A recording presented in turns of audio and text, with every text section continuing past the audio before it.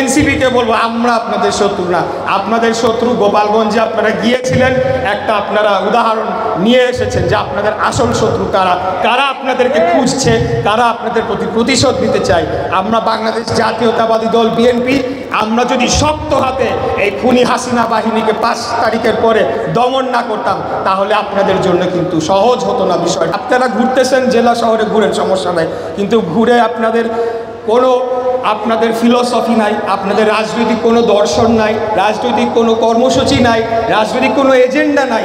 আপনাদের এজেন্ডা একটাই, বিএনপির বদনাম করো, বিএনপি চাঁদাবাজ, বিএনপি চাঁদাবাজ। সারা দেশ এই ভাঙা রেকর্ড বাজাচ্ছেন।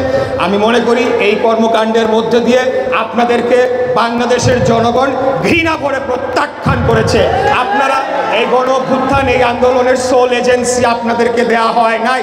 বাংলাদেশের সকল শ্রেণী পেশার মানুষ এবং সকল রাজনৈতিক দল যারা স্বৈরাচার ফ্যাসিবাদী বিরোধী আন্দোলনে ছিল, এই কৃতিত্ব সকলের, কৃতিত্ব কারণ না, কৃতিত্ব একমাত্র যারা শহীদ হয়েছে তারা আজকে জীবিত নাই, কৃতিত্ব কেবল তাদেরকেই দেয়া যেতে পারে।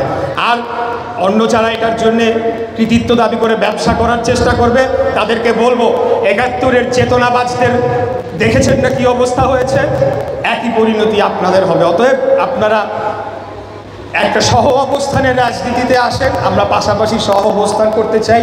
সকলেই বাংলাদেশের আমরা নাগরিক, যে যার মত প্রকাশ করব, আরেকজনকে আমরা আক্রমণ না করে আমরা সেই কাজটি করব। একটা ভ্রাতৃত্ববোধের রাজনীতি আমরা গড়ে তুলতে পারবো, যেটা আমাদের জন্য অত্যন্ত প্রয়োজন। আমরা